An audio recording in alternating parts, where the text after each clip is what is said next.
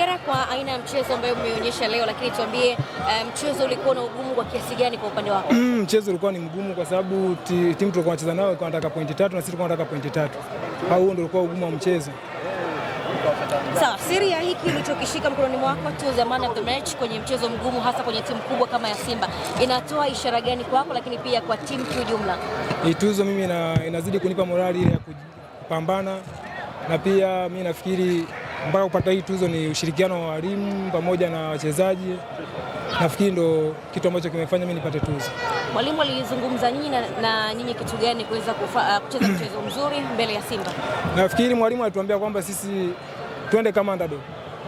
Alituambia twende kama underdog, tuwaheshimu lakini sio kuwaheshimu sana. Tumeona mara tu baada ya filimbi ya mwamuzi kupulizwa, mmeonekana mkishangilia kweli kweli, kuanzia wachezaji mpaka benchi la ufundi. Nini hasa kimefanya mshangilie sare hii dhidi ya Simba? Kwa sababu tulikuwa tunacheza na timu kubwa. Kwa hiyo sare, hata sisi tukipata sare tunamshukuru Mungu. Umetoka kwenye majeraha na umekapa kuchukua nafasi.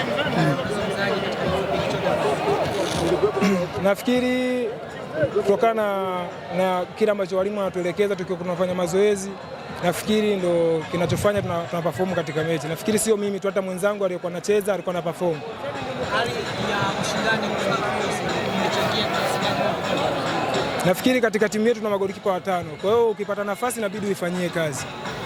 Kama usingekuwa man of the match, unadhani nani ambaye angeweza kudeserve kuwa man of the match? Man of the match. Nafikiri mimi kwa upande wangu alikuwa ni beki wangu Bikoko au Banda.